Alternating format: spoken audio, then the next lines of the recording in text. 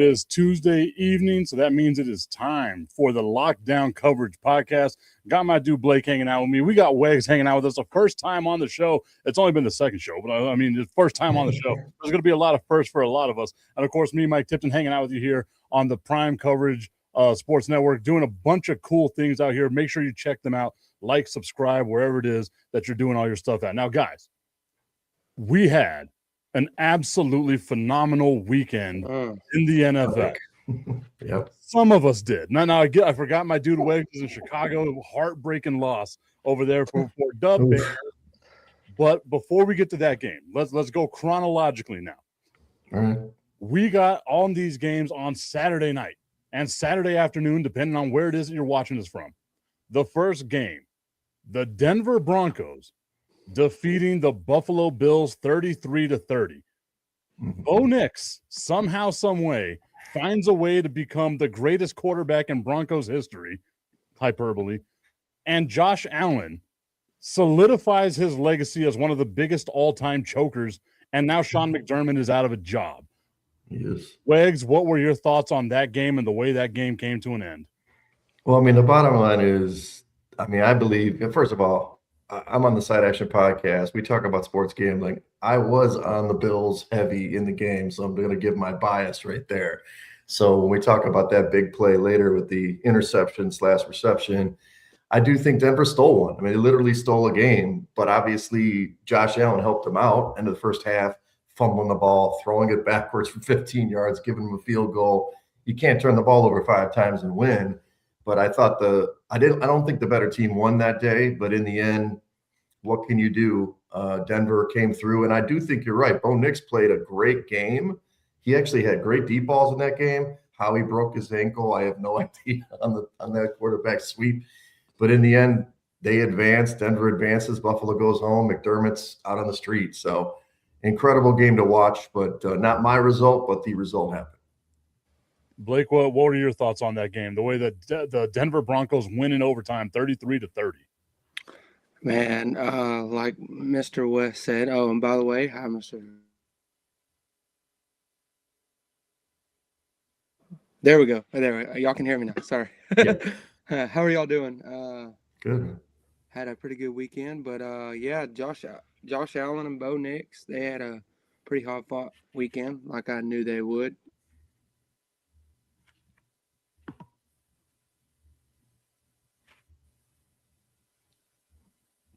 Cutting that again, brother.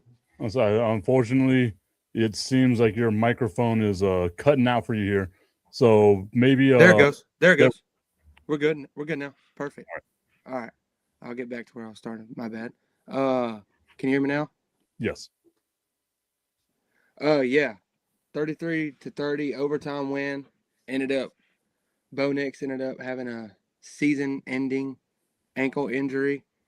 I don't think that's going to affect the Broncos that much. I did like the win, the thrilling field goal win over the Bills.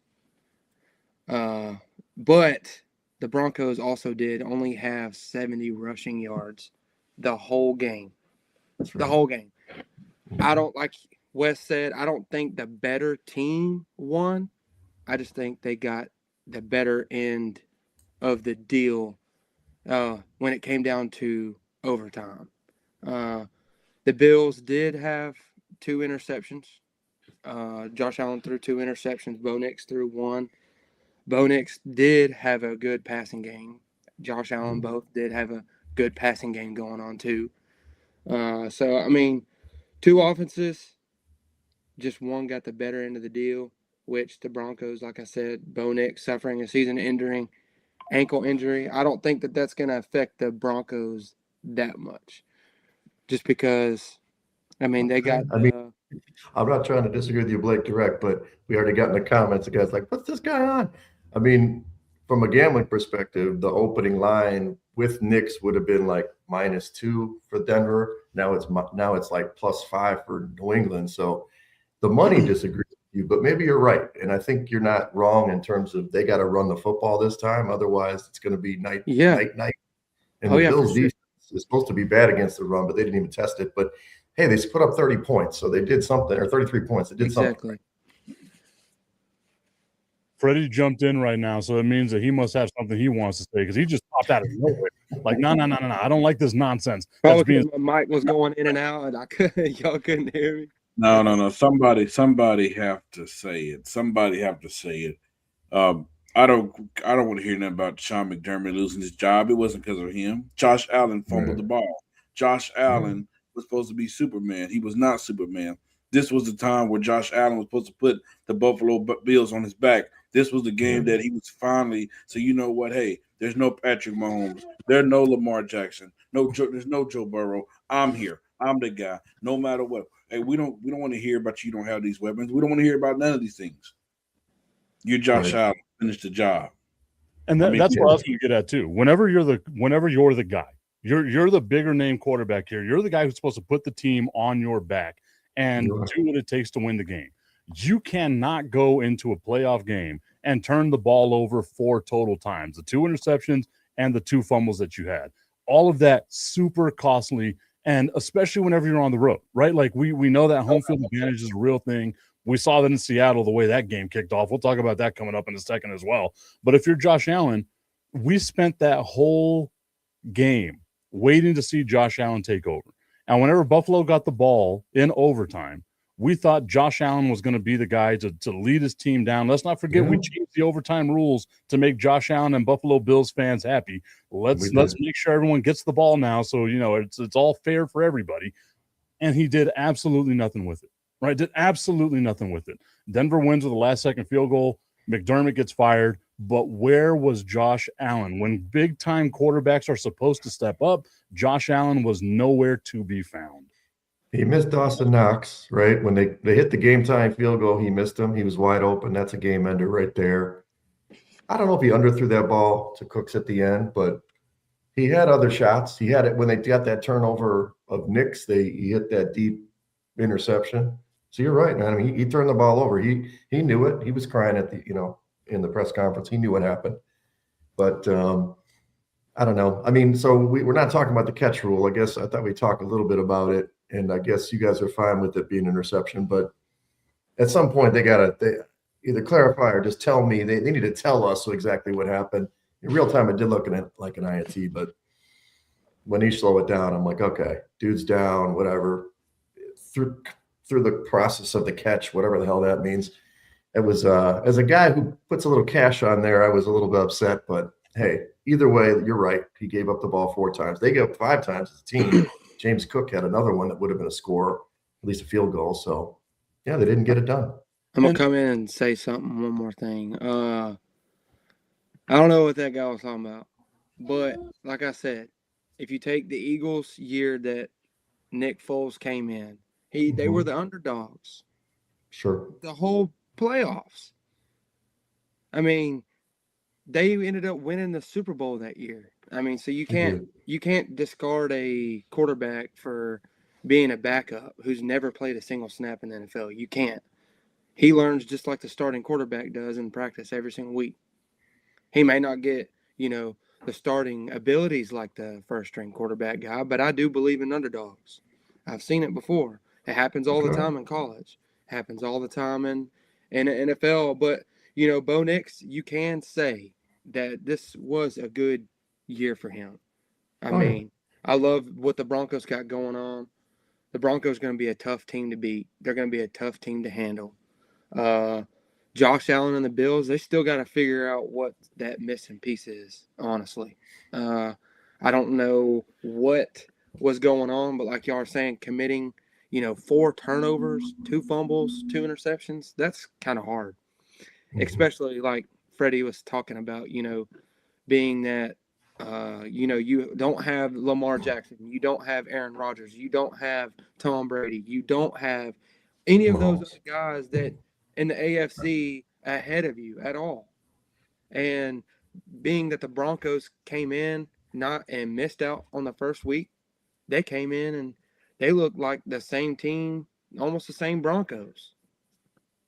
They didn't skip a beat at all. I mean, the Bills just looked like they were overplaying. Hold on. I don't want to hear that, Blake. I've heard that. Look at I'm just tired of everybody giving Josh Allen the pass.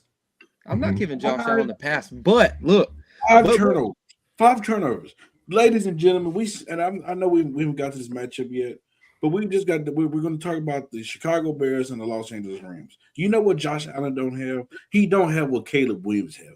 Caleb Williams obviously have what you call a clutch gene. He makes big plays at a young age. At a young age, you mean to tell me you going against a young quarterback? And there's nothing against the kid. There's nothing against him. But you're Josh Allen. You're the MVP. You're supposed to get it done. No matter what. You're supposed to get it done. You've been here too many times. You're too experienced. You could have said the same thing about Jalen Hurts, though. Where was he at? He didn't. He wasn't there playing. Well, that's a different story. He wasn't there playing against the 49ers. That's not the Jalen Hurts that everybody knows that he can play. Bro, that Eagles team had problems all year long. All year long. They was dismantling in the playoffs. A.J. Brown has been crying about it all year long. Right, true. Yeah. I understand. I'm not going to argue with you. So all of them is Fred. It's hard to say that Josh Allen isn't clutch when he's got 17 fourth quarter drives and 25 game-winning drives, right? Like that's one of those weird things. You can't say that he's not clutch. Like he's just not clutch when it counts to play on, right? Because we haven't seen this happen for him in the playoffs. When it's time for the big moments to step up, Josh Allen isn't there in the playoffs. Maybe he's a good regular season quarterback, but as we all know, the regular season don't mean anything. Right? It's all about winning the championship. It's all about getting to the Super Bowl. It's all about doing all that stuff. Right now, Josh Allen, out of all the quarterbacks that are out there in the NFL going into next season, Josh Allen has to be the quarterback with the most pressure on him to win a Super Bowl. And it's going to be that way until he gets that monkey off his back. And unfortunately for Buffalo Bills, it ain't going to get easier because you know Kansas City's going to bounce back. You know Baltimore's more than likely going to bounce back. You got the Colts. You got the Colts on the come up. Yeah. The Bengals are going to be better. Like it's not going to be. This was the easiest route for Josh Allen to get to a Super Bowl, and they absolutely choked it away. And then, the bottom line is Allen. But I will say, not in his defense, but I don't think McDermott should have kept his job though, because they can't stop a nosebleed in the playoffs.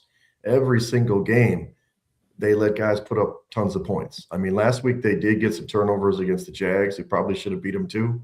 But every year it's the same thing. Get a stop, McDermott. You're a defensive coach. They can't get a stop.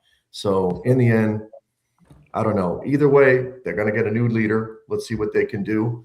Maybe a defensive coach or maybe an offensive coach. I mean, they've got plenty of offense. It's just the defense. And like you said, the clutch gene.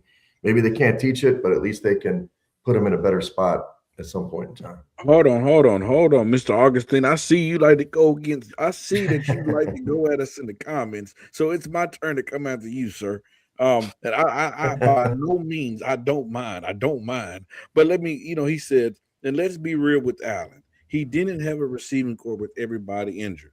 Well, I'm gonna say this: if we're gonna get rid of McDermott, let's get rid of the GM as well. Yeah, he got elevated. He got elevated like that. He did a good job. I mean, let's just be honest. He should have been gone as well. If we're going to get rid of McDermott, there's a report that McDermott went into office with management and said, "Hey, we do not have enough depth to compete in the playoffs." And this is the thing, right? Like that's been a thing that I've been hearing all weekend since this happened on Saturday. That Josh Allen didn't have a receiving corps. What did Patrick Mahomes have last year? And he carried the corpse of the Kansas City Chiefs to the Super Bowl, right? Like he drug a dead body behind him, and that's why they had nothing left because he spent the whole year carrying a dead body all the way to the Super Bowl. So don't give me this whole, Josh Allen didn't have any receivers. And go look at Tom Brady in the years that he won the Super Bowl. Yeah, he brought guys in that were 6th-round draft picks. Who? They weren't even Julian Edelman. He wasn't known about. You didn't hear about Julian Edelman until Tom Brady got on the team. What about the tight ends? He had Rob Gronkowski. That was it. That's it. That's it. That's it. That's all. Sometimes I feel like that's all you need. Sometimes yes, but you could say the same thing about Patrick Mahomes too. All he's got, yes, he did have Tyreek Hill and he had Travis Kelce together, but after Tyreek Hill left, who did he have? Exactly. But he won 2 Super Bowls, right? After he won Super Bowls. I hear what you're saying. I think on Sunday, I mean, I saw Shakir played, Keon Coleman played, who dropped a touchdown, right? I mean, he had another one. They did have, obviously, Cooks off the street. They picked up McCole Hardman, the ghost of McCole Hardman, scored a touchdown. So I don't know. When you have the big money quarterback, he's got to be the point guard and spread the ball around. And Allen does that more often than not. It's just, this game was about turnovers. It wasn't about his weapons. I mean, it wasn't like he was missing wide open guys or guys weren't getting open. He was just turning the ball over, and that's just something you can't do. So I love that Augustine is pointing out that Mahomes had Kelsey and Xavier Worthy last year. The whole narrative surrounding Travis Kelce last year was what? He was washed. Absolutely washed. Everyone thought he was going to retire. Why would he come back in 2025? Kelce is washed. Look what Taylor Swift has done to him. Oh, my Lord. So you can't be like he has Travis Kelce, because we saw a legitimate drop-off in what Travis Kelce offered from year to year going into last season. But you know what? That's enough about that. We spent way too much time talking about a team that lost. We got to give some love to the Denver Broncos. Sucks for them, though, that their quarterback goes out with a broken ankle on the second to last play on what has to be the weirdest knee I have ever seen anybody take.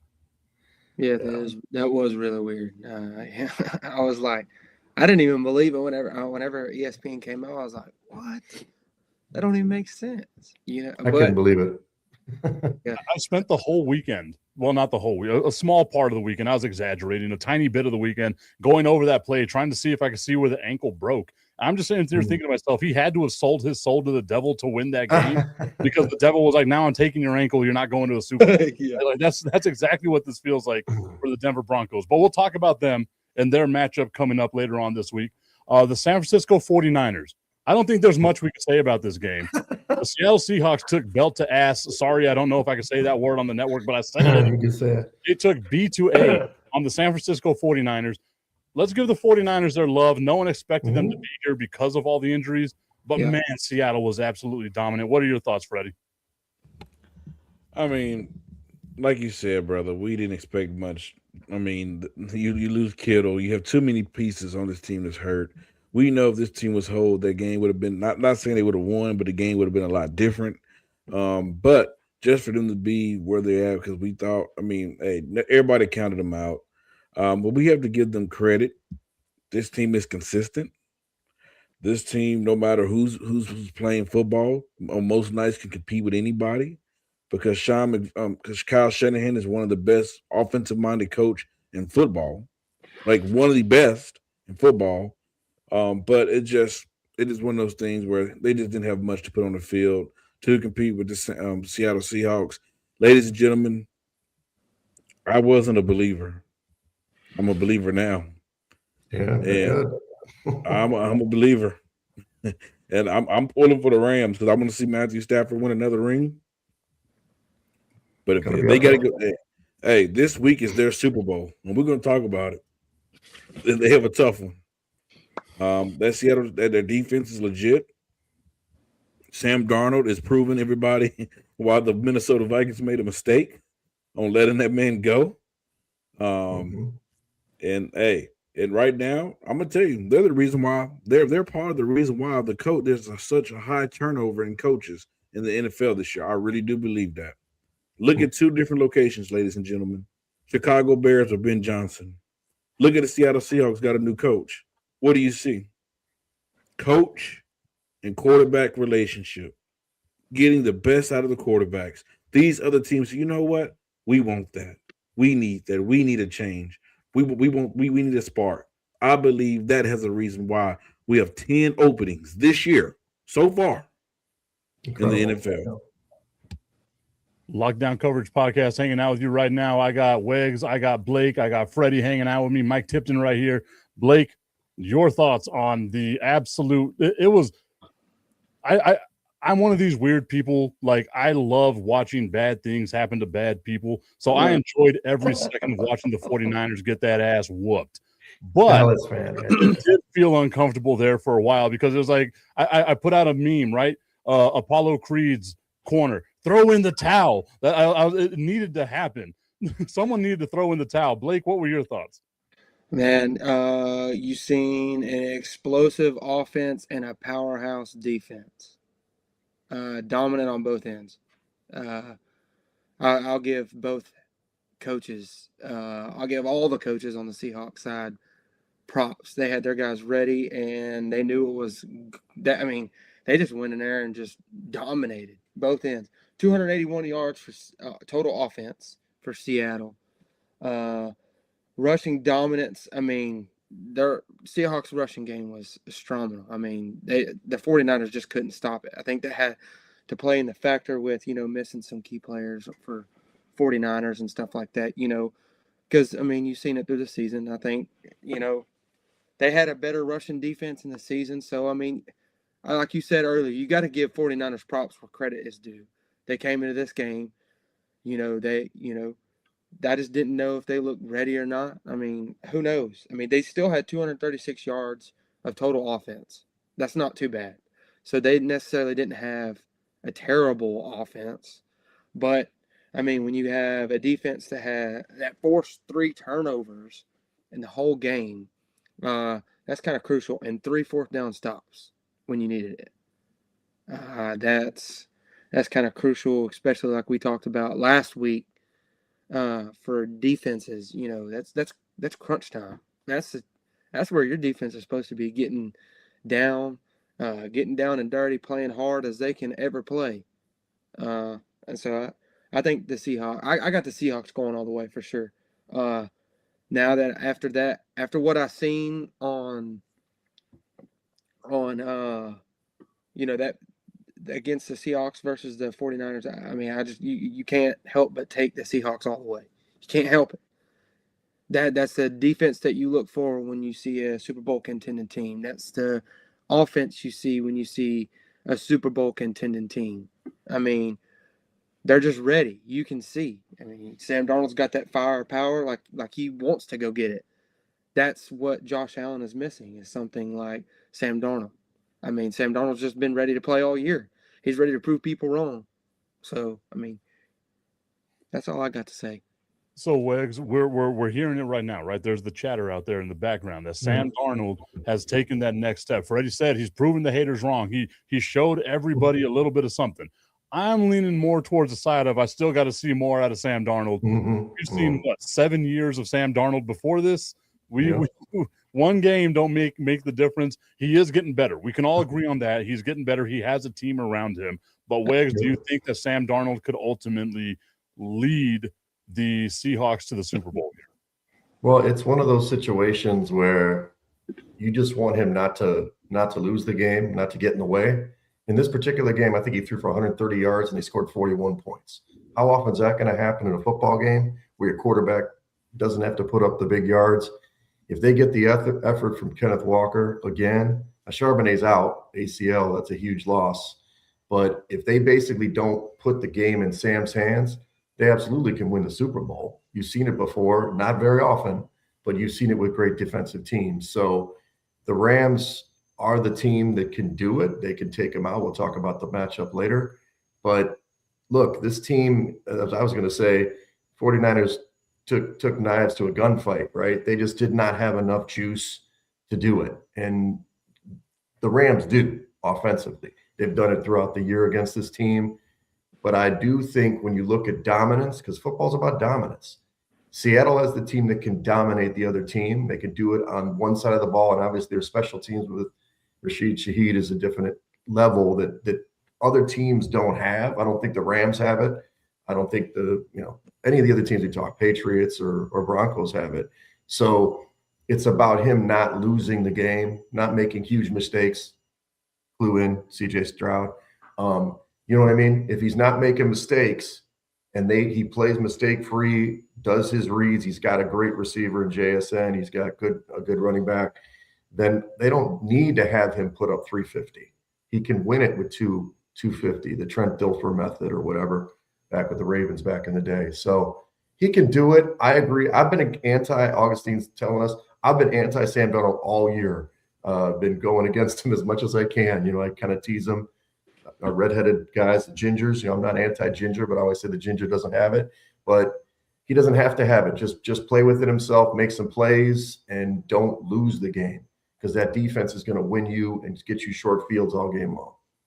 I've said for years that Sam Darnold looks like a Lego fireman, and I stand by that. I do not think the Lego fireman is going to be able to win you a Super Bowl. He's prove me wrong. Like, I would love to see it, right? Like, I love a redemption story. I would love to see this happen for Sam Darnold. I'm just not putting money behind it right now. You know what I mean? Like, I ain't trusting that. You brought the mic up, Freddie. It looks like you want to say something.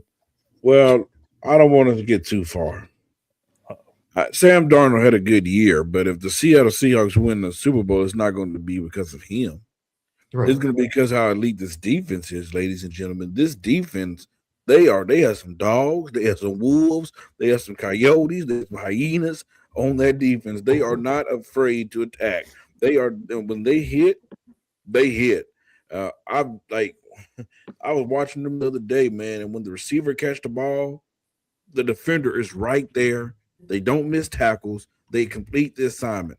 If this Seattle Seahawks team win the Super Bowl, it's going to be because of this defense. And just like Weg said, don't lose the game. Don't go out there throw 2 or 3 interceptions in the game. Don't go out there throw a pick six.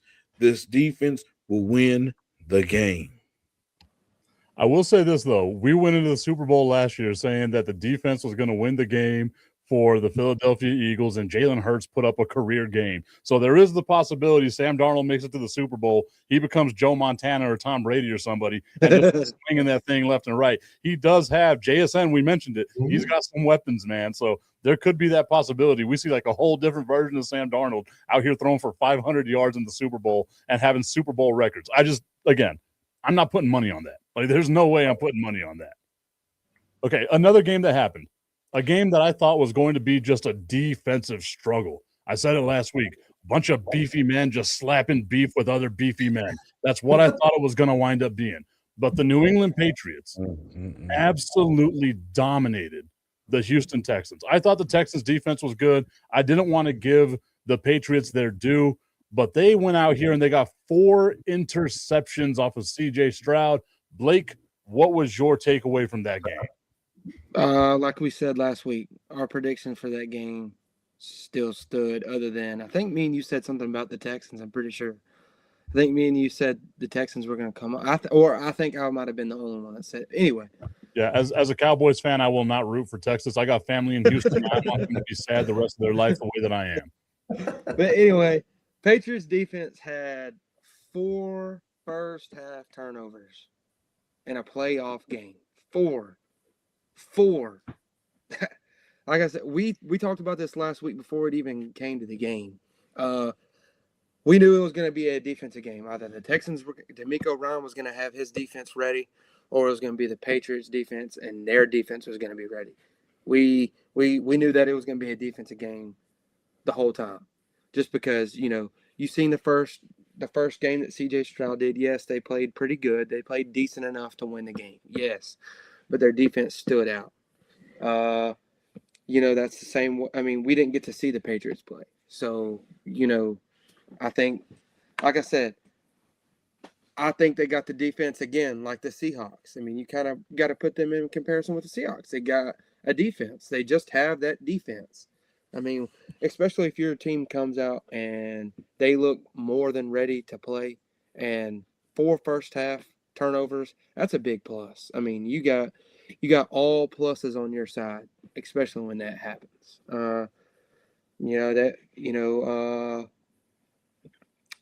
I kind of expected the Patriots to do that, but I didn't say that.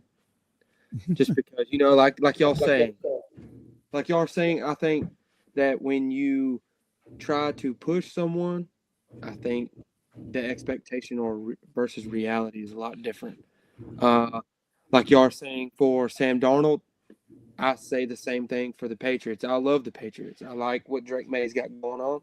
I like their offense. I like their defense. It's the same way with Seahawks. I mean, their team is just ready. You can see it. Oh, please. There you go again, Freddie. Trying to just downgrade somebody. Look at you. What you got, Freddie? You can't just come out and say, "Oh, please." Yeah. Oh, please. Let's just be real. CJ Stroud looked shook. He was shaking the whole game. I mean, this. And by the way, I mean, this is not the first week. You can't name a player who's had a worse playoffs, who had a worse 2-game stretch in these last 2 weeks. I mean, first it was the first game where he kept dropping the ball, kept fumbling the football. Now he throws 4 interceptions, 1 pick 6. He has a passer rating low around 28. I mean, Blake, me and you could have done that. I mean, good God Almighty. You just hand the ball off. I mean, we could have done that. I mean, this dude looked horrible. I mean, I don't know. You talking about a guy that has digressed? Do you guys remember what people were saying about CJ Stroud? The where they was ranking him? Was saying, oh, he had this talent to be one of the next up and coming Patrick Mahomes. See, the NFL have a problem, ladies and gentlemen. I'm gonna tell you, just like in the NBA. Anytime there's a top 3 draft pick in the NBA, we're so quick and so fast. Oh, here comes the next LeBron James. Now we have an up and coming quarterback. We will put the pressure on them. Say, oh, here comes the next Patrick Mahomes. Ladies and gentlemen, it takes time. It takes greatness. You have to have it in your genes to be that. And right now, CJ Stroud, he looks shook. And I mean, he looked shook the whole game. Freddie, if you redraft today, would you take Bryce Young over CJ? 100%. Yeah. 100%. I remember 2 years ago, you weren't saying that. Yeah, I agree. This that is kind of the statistics you look at now too, like you're saying. Hey, and same thing we can say about Caleb Williams and the kid and John McDaniels in Washington. Everybody kept saying, "Oh, they should have took McDaniel. They should have took McDaniel." Hey, it looked like Chicago is happy with their pick. They are not complaining, ladies and gentlemen. But like you were saying earlier too, Freddie, you got to put this into perspective too. Like you were saying, it's the coach and the quarterback dynamic. If you got a coach that can just get in and coach a quarterback, that speaks a lot of volume. That speaks. That's where the NFL has come to. You can, I mean, people are looking for the Tom Brady's. That's what they're looking for. You want to go out and pick a guy in the 7th round, and you want something out of him. So you like you're saying, you get a guy that comes in there. Bryce Young, yes, it took him some time, but did he understand the offense after that? Yeah. I think they're going to be a tough team to beat in a couple years. Blake, I really do. I really do think look at me. The Panthers really didn't have anybody but a rushing game. And they relied on a quarterback that nobody even expected to do that. Nobody expected Bryce Young to do that. Nobody did. And they went in almost with a losing record to the playoffs. Yes, the NFC South ain't that hard. I say it wasn't almost a losing record. It was a losing record. Yeah, well, here's what I'll say about that game. Look, Houston defense, 5 sacks, 3 forced turnovers. They only got 13 first downs, the Patriots. The defense did more than most defenses do. I don't know why they didn't go to Davis Mills. I was calling for it after last game. I know he's a kind of a washed guy, whatever. He came in, was 4-0 with that team. You know why? He hit the guys, handed the ball off. I mean, if they didn't make those turnovers, the England scored 28 points. Obviously, had the pick 6. Booty made a great catch in the back of the end zone. That broke the game open. And yes, they still had a shot, 21-16 with, the whole 4th quarter until, obviously they had a chance to come back. But it's a shame because I am so Team Houston D. I mean, I love that defense. It reminds me of 85 Bears. Love watching that team. Anderson's a beast. I mean, those guys are great. It's just a shame that they didn't have the stones to just say, look, it's not your day. It hasn't been your playoffs, like you said, Freddie. Let's go another way. Maybe he comes back in if Mills gets hurt, because just like the Seahawks, you put a situation, let that defense work, put up 16 points, you win the game. That could have been what Houston did, but hey, I get it. They got contracts, and Ryans didn't want to give up on the kid, but like you said, I think he's broken. I don't know what's going on in his eyes, his face. I don't know about him personally. Maybe he's on drugs or something. I have no idea. When I saw him play the Steelers and he's taking snaps in the chest and not knowing the snap count, I am sitting here screaming like, what is the matter with this guy? And I kind of saw the same thing with the way he's making just terrible decision after terrible decision. And by the way, Blake brought up a great point. I want to point this out. Maybe D'Amico, and I think D'Amico Ryans is a good coach. He is. But, ladies and gentlemen, I think it's time to have this conversation. Maybe, and when you it's time to pick a coach. Maybe when you have a young quarterback, you might need to have somebody that's an offensive minded type of guy. D'Amico Ryan is a defensive minded coach. Not saying that he's not a good coach, but maybe he'll work more with a guy like a Matthew Stafford who's been in the league for a while. Maybe he'll be better with an older veteran guy versus a young guy. Maybe these young offensive coordinators like a Ben Johnson need to be with the young quarterbacks, need to be in there, make the game a lot easier. Maybe that's what CJ Stroud is missing, but somebody need to find a doctor, a guru, or something to get CJ Stroud mind, his mental, everything back in the game of football. Because if not, his career will be in purgatory really soon. I mean, somebody said this when we were watching a game the other day, and I'm not sure if it's true, but Tank Dell went down last year at the Chiefs. He had that horrible knee injury, and that was his boy, and he really took it hard. I mean, in that game, he was crying on the sidelines. I'm not sure if that has anything to do with it, or maybe he's just because he's up for his extension or whatever. But I hear you, Freddie. I mean, the guy's got talent, but it's between the ears. It's not in his arm or shoulder. I want to play devil's advocate here, right? Because the weather conditions were not great. That was a blizzard that the Houston Texans, a dome team, were playing in, right? True. And whenever you go into this blizzard, you also went in there without your weapons, right? We're talking about Tank Dell. Tank Dell was injured going into this game, right? Nico Collins was injured in this game. Those are two really good wide receiving options that you just didn't have, right? I get it, the 4 turnovers, it's a bad look, it's all this and that. But how much of this could also be growing pains, right? Because D'Amico Ryans was the coach with CJ Stroud whenever all the talk around him was, wow, look at how great this team was going to be. Last year, you can blame the regression on Tank Dell got hurt, Nico Collins got hurt, Stephon Diggs was hurt. Every wide receiver he had, along with Joe Mixon, like they were all hurt. This year, it feels like that injury bug just came back and got them here towards the end of the season, right? I'm not excusing CJ Stroud at all. I agree with y'all. He looked scared. He didn't look like he was ready for this moment. The moment was too big. But how Schultz did get hurt in that game too. Mike Schultz got hurt in that first drive. He didn't come back, I think, too. Exactly. And that's huge too. Like Dalton Schultz, we as Cowboys fans, Blake and I, we know Dalton Schultz is a pretty damn good option to have as your tight end, right? So you're not agree with the weapons that you need, is what I'm saying. I would agree with you if he didn't have a game what he did the previous week. When he hit all the fumbles, when he shook it in that game. If he didn't have that game, I'm like, bro, you're right. It was just one of those games. Guys was hurt, but it was back-to-back games. I mean, again, like I'm not excusing CJ Stroud at all. I think, like you guys said, there's something with the mental. Maybe it's just not preparation. Maybe there's something there that he's got to get right. He's got to have a get right. But I'm also not going to write him off right now. Because if you look at this draft class, who do you go get? What free agent quarterback is out there that you go get? So if you're the Houston Texans, you're stuck with what you got. You got to find a way to build a team around him. Hey, I have a question. How many playoffs wins does the kid have? He's got 3, right? 3? One in each year, I think. Yeah. How many playoff wins do Dak Prescott have?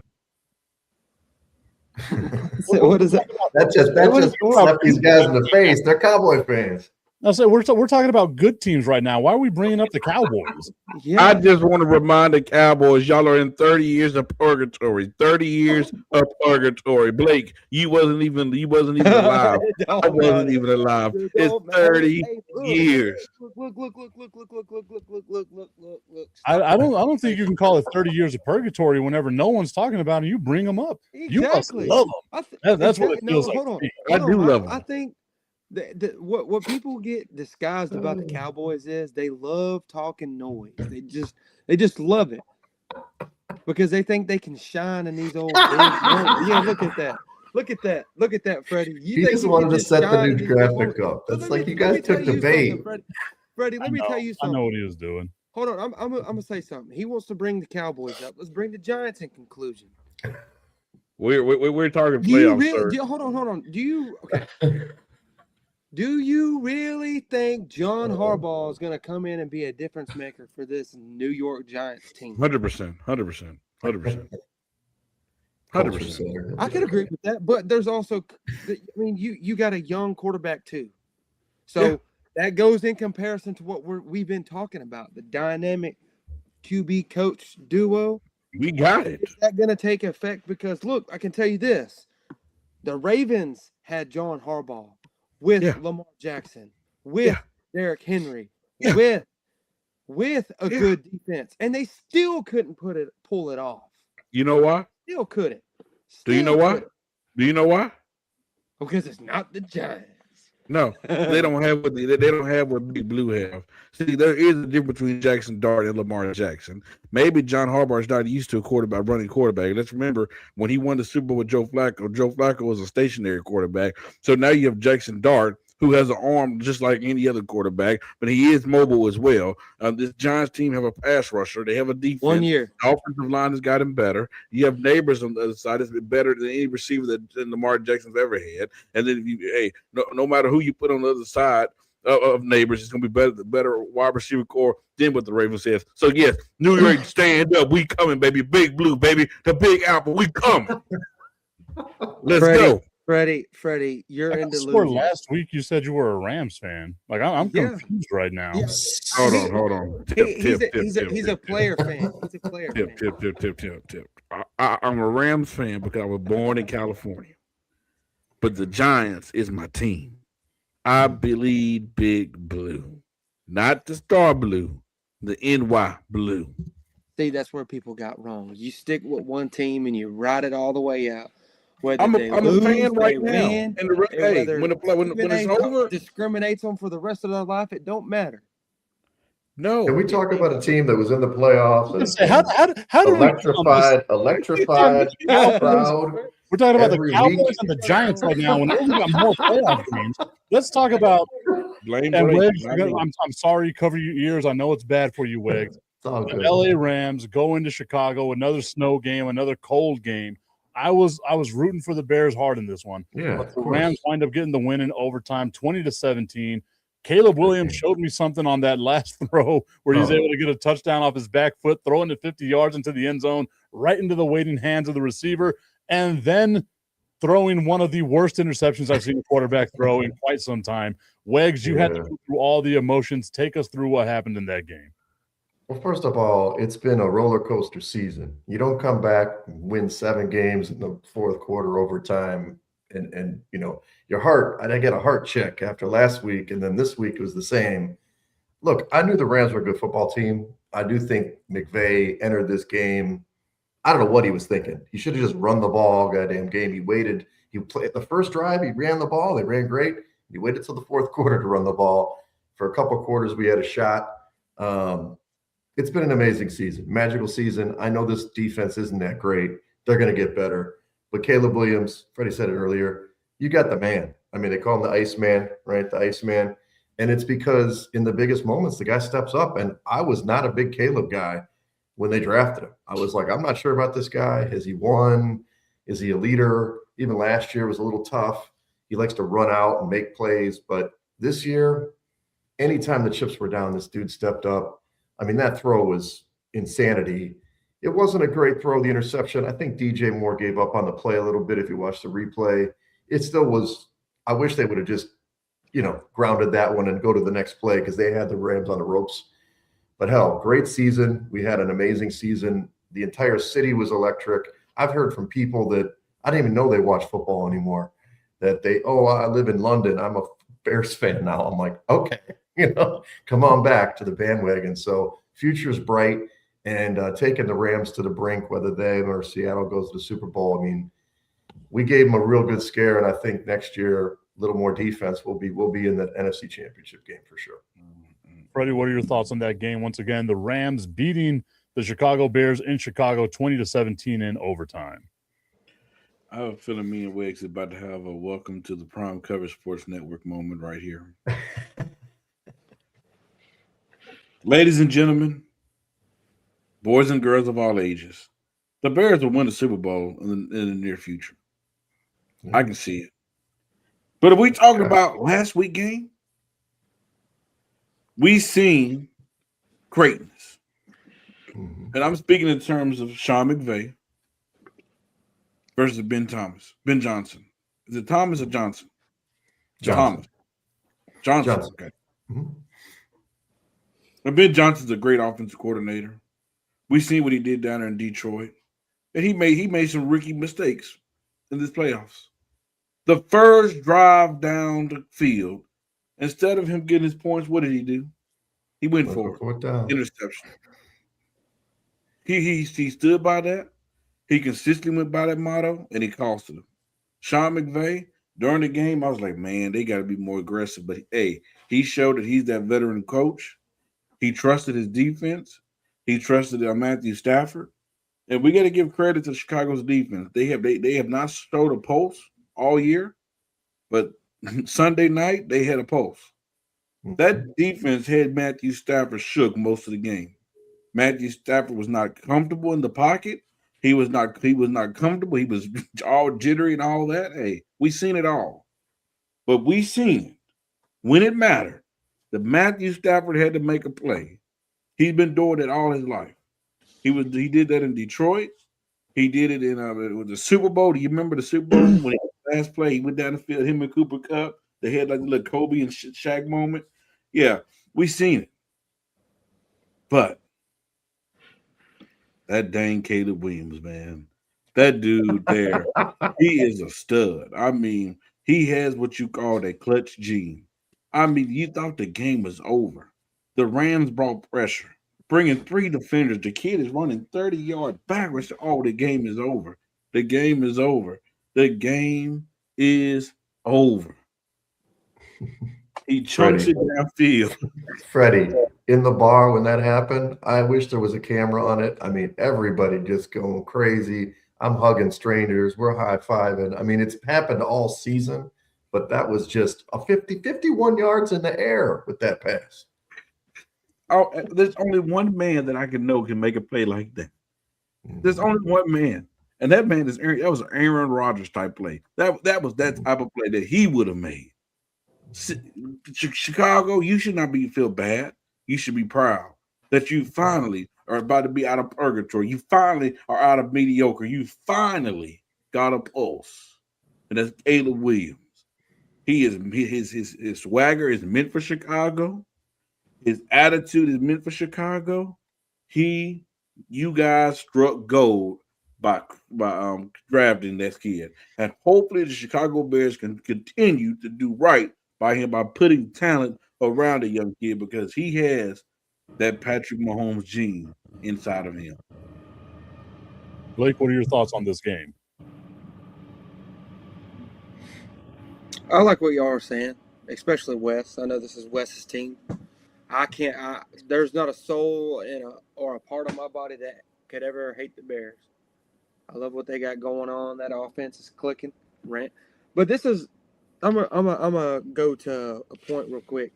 Have y'all ever played Madden?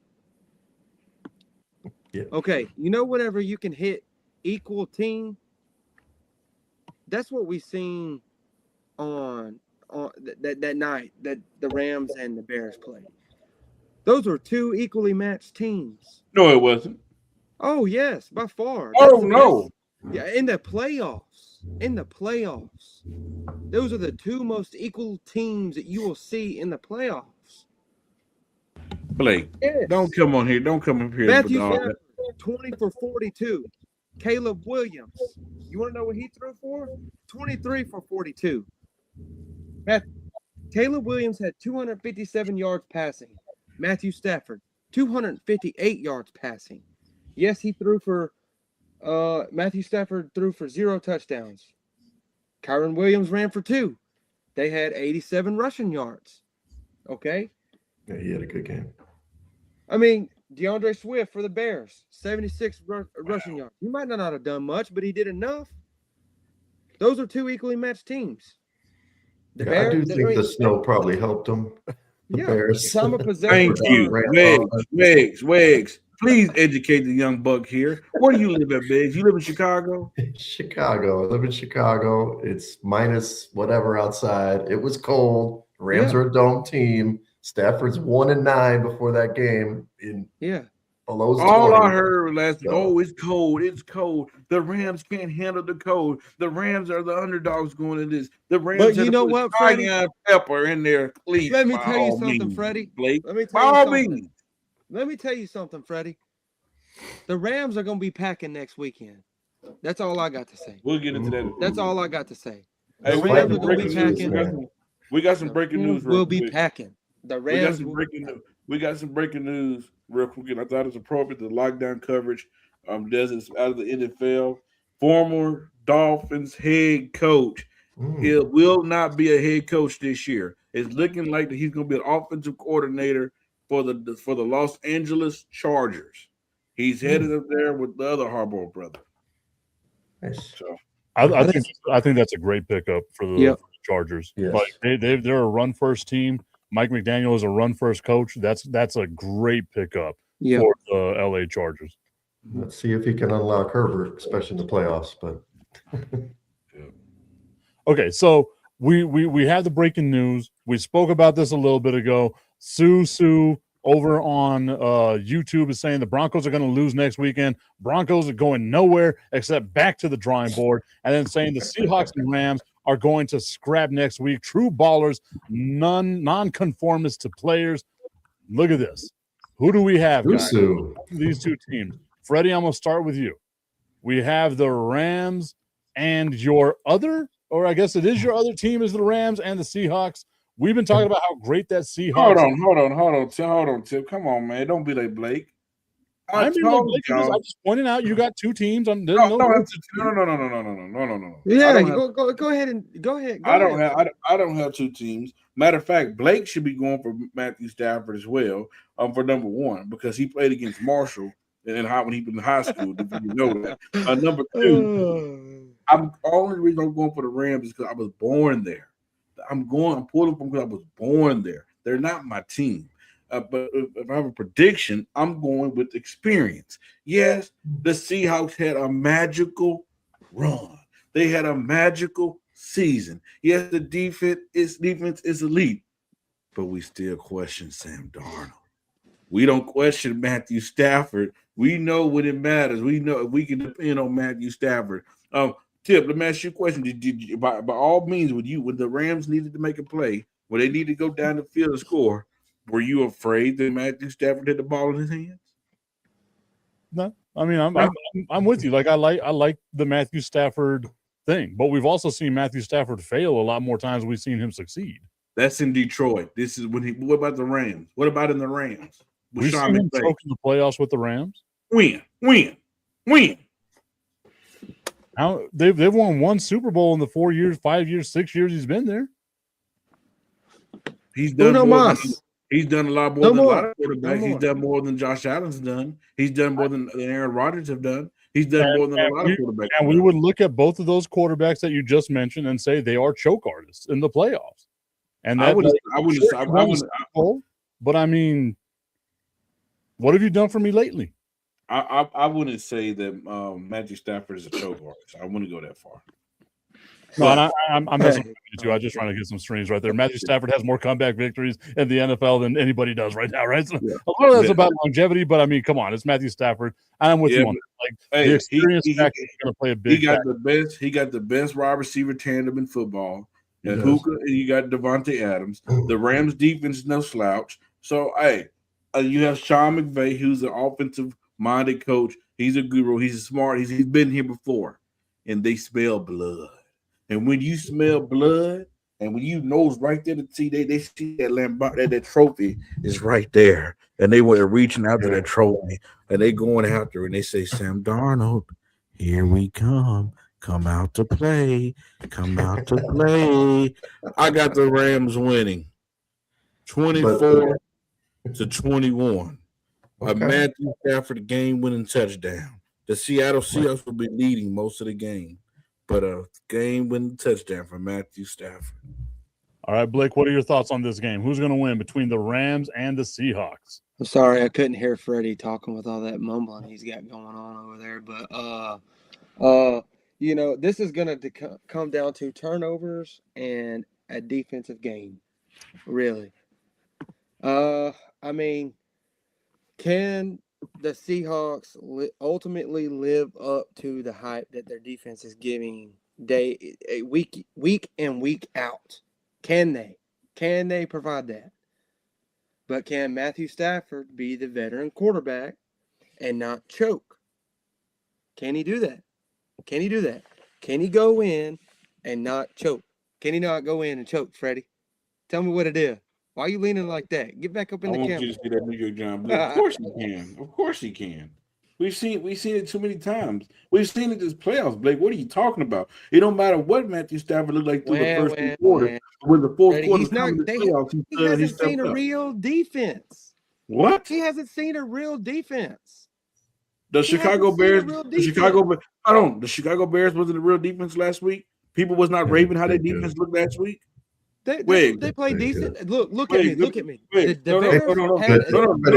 good, but they're not the same. This is Seattle. Seattle's 1-2 with Houston. Exactly. You're talking about the next Legion of Boom comparison. No, I agree. Comparison. Wiggs, were you guys in Chicago not saying how impressed you guys that your defense finally showed that they had a pulse? Yeah, we played great last week. We played great. Yeah, I mean that's two separate questions. We're talking about what we all know is a great defense in Seattle and a defense that finally showed that they were alive. Those are not two. Those are not exactly that went into overtime. Went into overtime and won, and they almost let it slip away. Almost. Well, no, they didn't almost let it slip away. Oh yeah, for sure. The Bears, like I said, like I told you last week, it was going to come down to crunch time in the fourth quarter with 2 minutes left. Let me ask you a question. Who you trust more, Sean McVay or Mike McConnell? I trust McVay more. I trust McVay more. Yeah. But I want to tell you, I want to lay out some stuff for you guys for my take on the game. The first two games these two teams played, they were great games. Both of them were good games. They didn't sack Matthew Stafford in either of these games, which was crazy to me when I look back at it. So I think they're going to get to him this time. I don't think it's about Stafford choking. I don't think he's a choke artist in the playoffs. But is it going to be it's the Rams defense? What are they going to do? They gave up 160 yards to the Bears last week. They've given up 150 yards in both matchups against Seattle.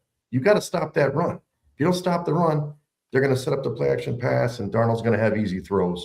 So I don't disagree with you, Freddie. I think they're going to lead most of this, Mike. They're going to lead most of this game, Seattle.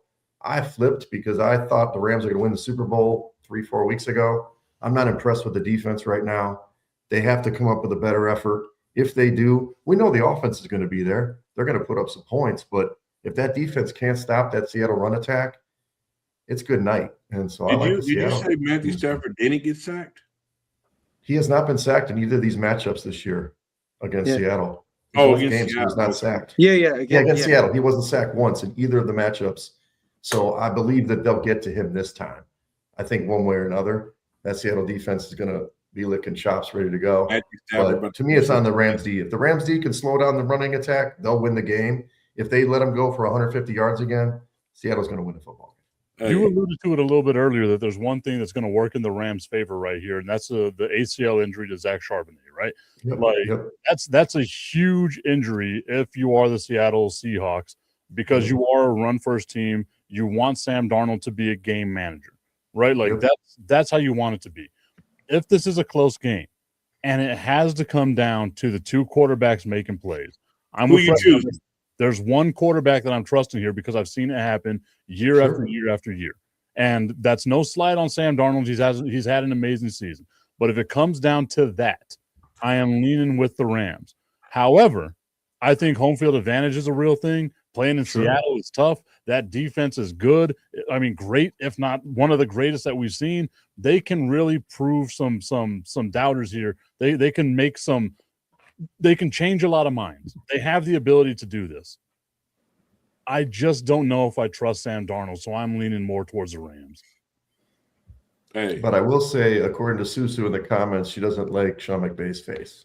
We should I factor don't that. blame her. He has a very punchable face. The face he made on the sideline whenever Caleb Williams dropped that dime and he looked like he had saw a ghost. I want that to be my screensaver. hey, ladies and gentlemen, I want people to know that Blake right here. I know Blake personally. Blake was a dog back in his day. Blake, tell him it's nothing like the Texas boys. Is it? Am I right, Blake? Am I right? It ain't nothing like the Texas. No, Matthew that ain't. Stafford is a Texas. Okay, but look. He's a dog. Look, Freddie.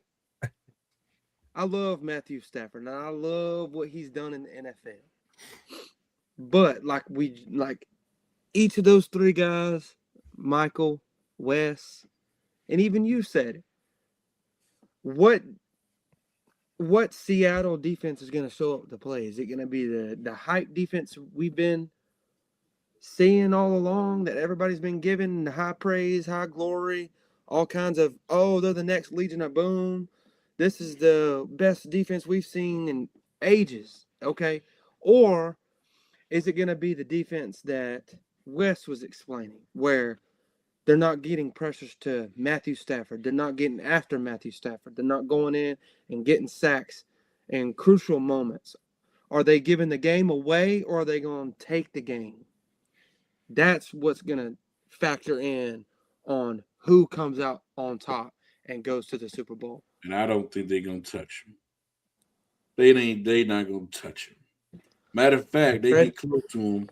His cologne. But look, I'm gonna give my prediction. I think the Seahawks are gonna beat them by a touchdown and a field goal. 10 points? Points, huh? Yes, sir. That's a lot. Man, I call. But we can all agree that this is the Super Bowl, right, guys? I mean, do you think any of the teams are deciding to beat these teams? Sure. Come on now. Well, hold on. The Patriots could do it, huh? If the Patriots get there, that will be a matchup. I'm not going to disagree with the Patriots team because they have a defense and they have offense. Would you want to see a rookie quarterback go into the Super Bowl with? I'm more afraid of Drake May than Sam Darnold. Sure. He's a better quarterback. I'm not going to argue with that. Yeah, I mean, I can't argue with first season. He's already almost leading his team for second season. Yeah. And he's leading his team to the playoffs since Tom Brady. I mean, come on. And you got a defense that can back it up because they've proven it all season. Right. They got a defense and they have offense. Let's talk about it, right? I don't think anyone's giving the Denver Broncos a chance here because it's Jared Stidham at quarterback right now. It's not Bo Nix. But I think even with Bo Nix, the Patriots were going to probably go into Denver and win that game. I just feel like the Patriots are the better overall team here. Is anyone going to give the Broncos a shot here? Like, do they have a snowball's chance in hell? Blake. I don't think they have a shot. I mean, 5.5 is the spread right now to the Patriots. I would probably take those points if I was Denver, just because they're going to play, and the defense didn't play very well against the Bills. But I think they're going to play spirited on their team. They're going to, Peyton's going to have a very good game plan, but in the end, they're going to lose the game. They're not going to have anything in the fourth quarter. The dude hasn't thrown a pass since 2023. I mean, it's rough, but. Yeah, I agree. I got the Patriots. All right, Blake, let's Broncos, baby. Broncos. Yeah, he thinks the Broncos got it. I love underdogs.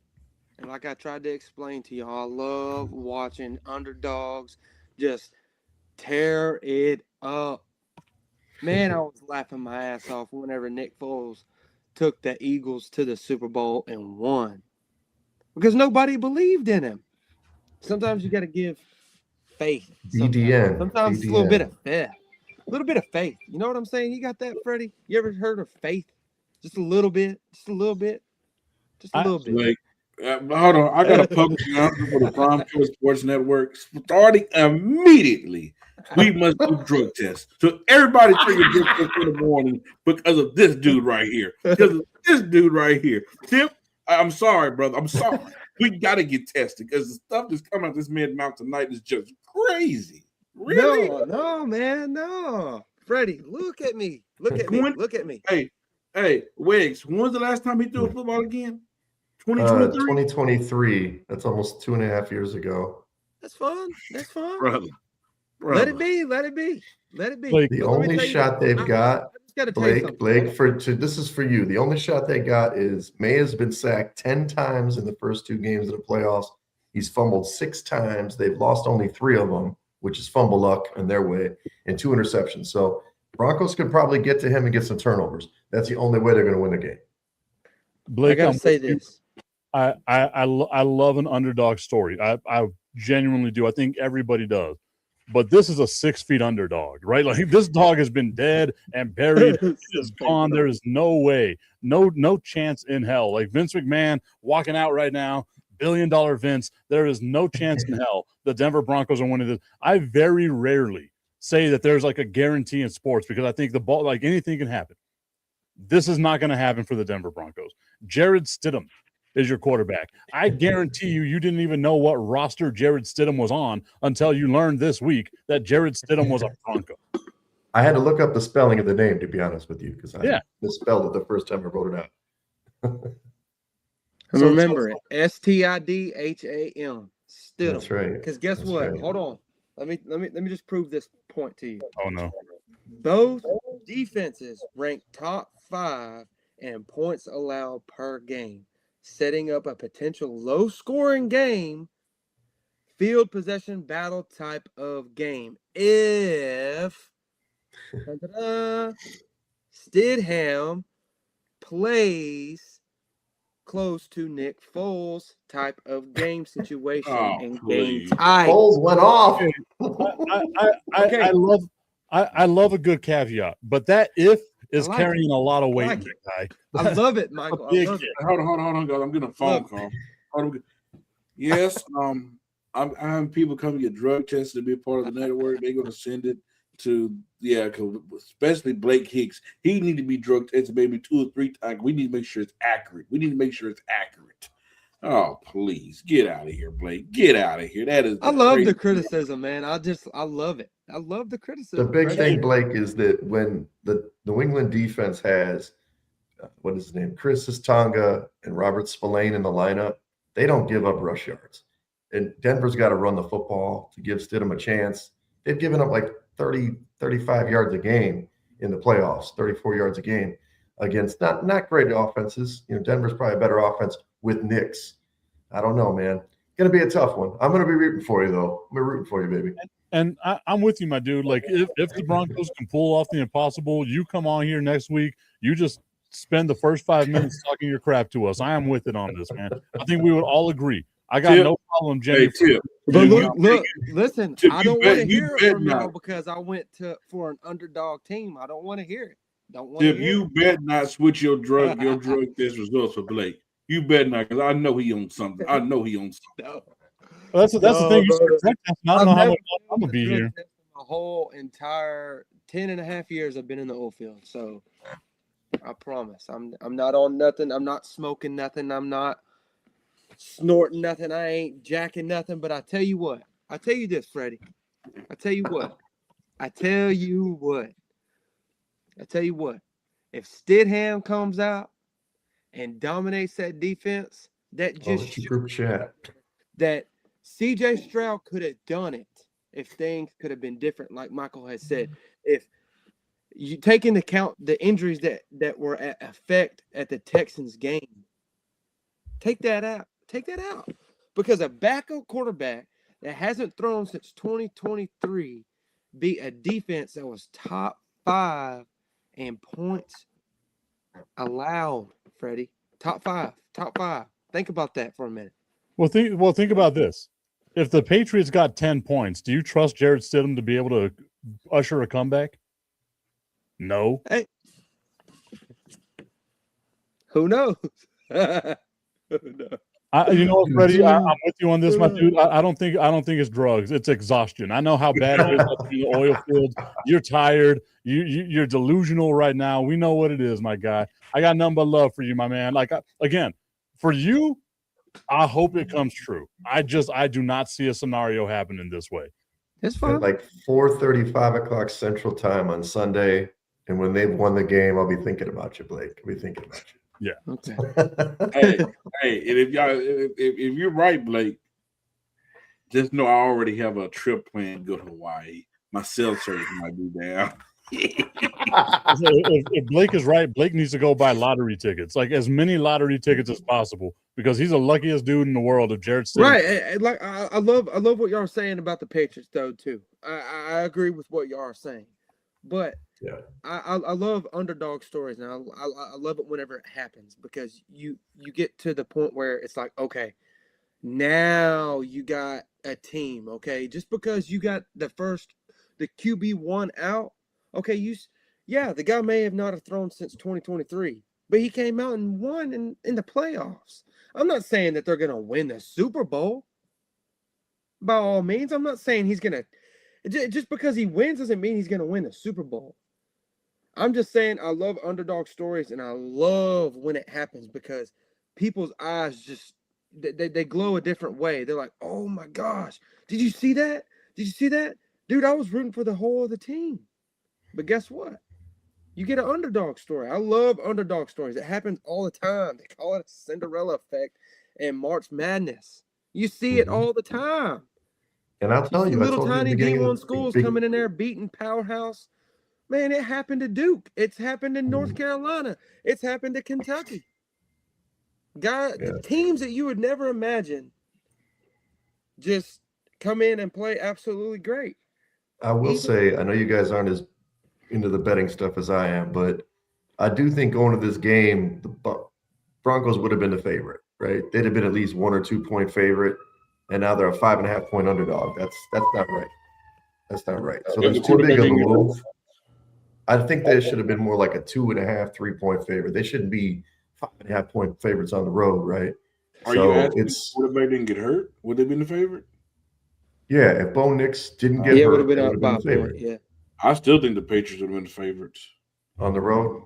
I don't know. Oh, man. I don't know. At worst, to pick them. It You got a moved like top three 7 defense. points. Hey, I think the Patriots are a pretty good team, but they also haven't played much, right? They obviously saw C.J. Stroud's worst game. The Chargers don't have an offensive line, and they did have the easiest schedule in the NFL this year. So I don't know. I don't think Denver's defense is playing where it was. Like after the bye, they gave up some points, against good teams. So I don't know. I'm just telling you from a betting side, they definitely would have been a short favorite.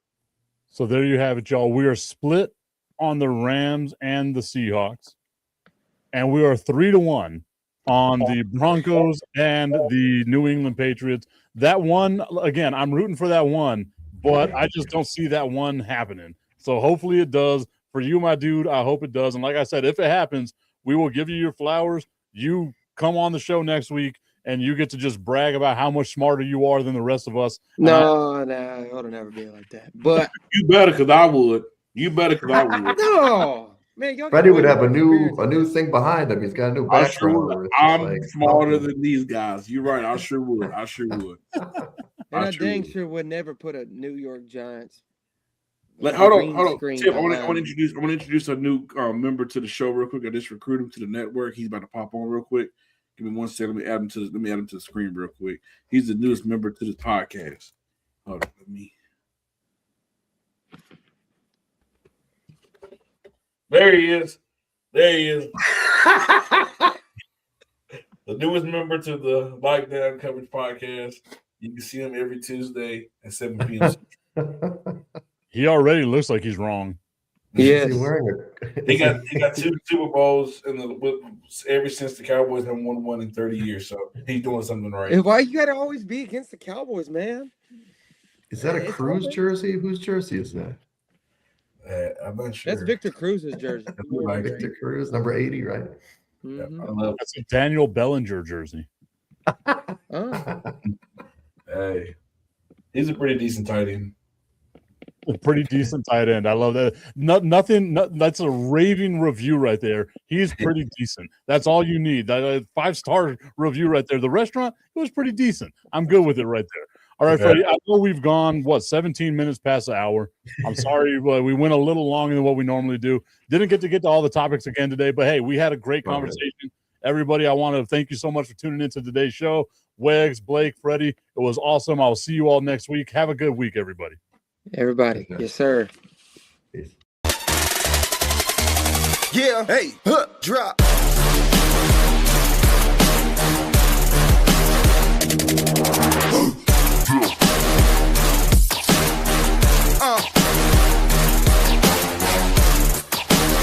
Prime Coverage Sports Network.